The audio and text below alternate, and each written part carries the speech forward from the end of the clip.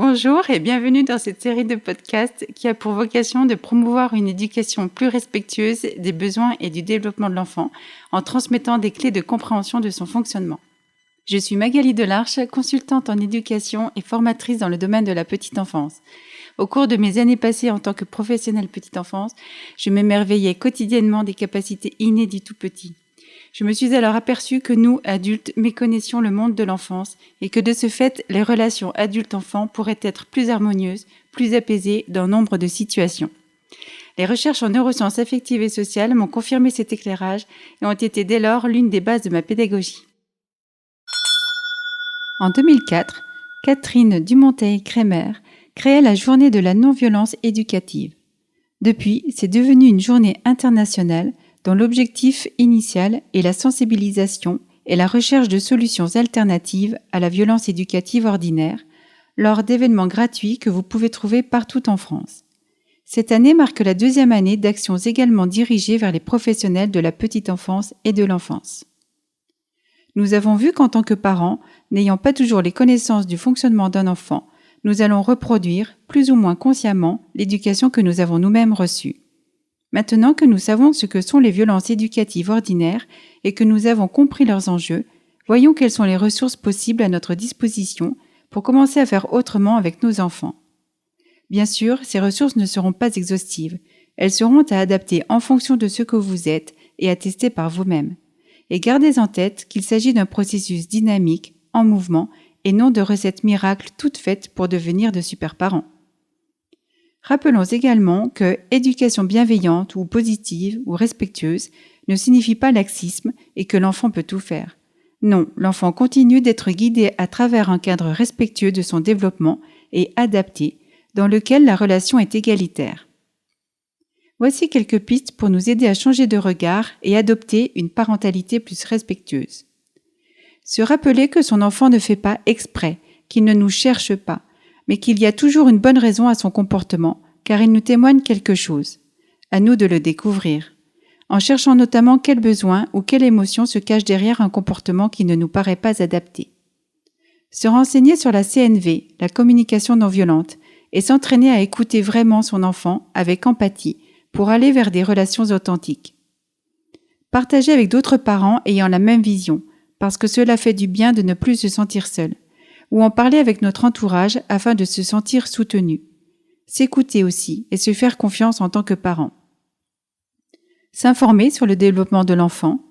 Réfléchir à ce que l'on souhaite offrir à notre enfant en termes de valeurs et d'avenir et se rappeler que les enfants apprennent par imitation. Quels adultes aimerait-on les voir devenir et comment adapter notre comportement en fonction de cela? S'interroger sur ce qui se passe pour nous quand on se met en colère envers notre enfant. Comment ça se passait pour nous lorsqu'on était enfant dans cette situation? Cela donnera des pistes sur ce qu'il reste à travailler pour apaiser sa parentalité et éviter les comportements qui nous viennent automatiquement et qui ne nous conviennent pas. De même, s'interroger sur nos représentations éducatives. Et si nous avons crié ou tapé notre enfant ou exercé toute autre forme de VEO, pensons à nous en excuser et à lui dire qu'on va continuer à progresser. Cela contribue à restaurer la relation, à se reconnecter. S'aimer soi, et oui, encore cette notion, se relier à soi, réapprendre à se connecter à nos émotions et nos besoins, afin de pouvoir accueillir ceux de nos enfants. Cela demande un travail intérieur qui peut prendre du temps. Admirer, selon le concept d'Isabelle Filiosa. Il s'agit d'une posture dans laquelle on se met pour écouter et accompagner son enfant qui adopte un comportement non adapté. Le A pour accorder, c'est-à-dire se mettre en lien avec les ressentis de l'enfant. Le D pour décrire ce qu'on voit de son comportement. M pour mesurer, prendre conscience des effets sur l'enfant. Le I d'investigation afin de chercher à comprendre. R, la reconnaissance de ce que vit l'enfant ou a vécu. E, d'exprimer tout ce qu'il a sur le cœur accompagné de notre écoute réelle. Et le R pour réparation à travers un temps partagé choisi par l'enfant. L'objectif n'est pas d'être un parent parfait, car cela n'existe pas, et heureusement pour nos enfants, mais d'adopter des postures qui sont constructives, éducatives, épanouissantes pour l'enfant et pour soi. C'est accepter d'emprunter un chemin qui nous élève avec notre enfant en étant respectueux de chacun.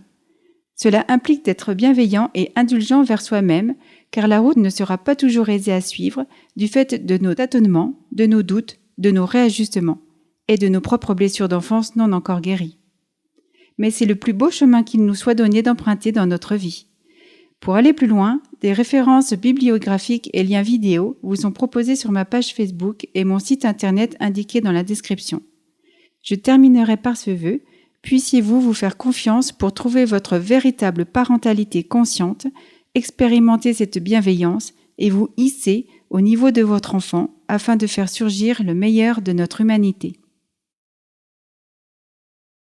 Parce que c'est l'enfance qui construit l'être humain, pensons autrement pour faire autrement et créons ensemble une société de demain bienveillante, plus respectueuse de soi, des autres et de la nature. Si ce sujet a éveillé votre curiosité et que vous souhaitez en savoir plus, ou s'il a résonné en vous par rapport à une situation ou une éventuelle problématique, contactez-moi à l'adresse mail suivante: contact@magalidelarche tout attaché sans e à magali.fr. Je serai ravie de vous apporter mon aide et de répondre à vos questions. En attendant, n'hésitez pas à partager et à me laisser vos commentaires. À très bientôt pour un nouvel épisode.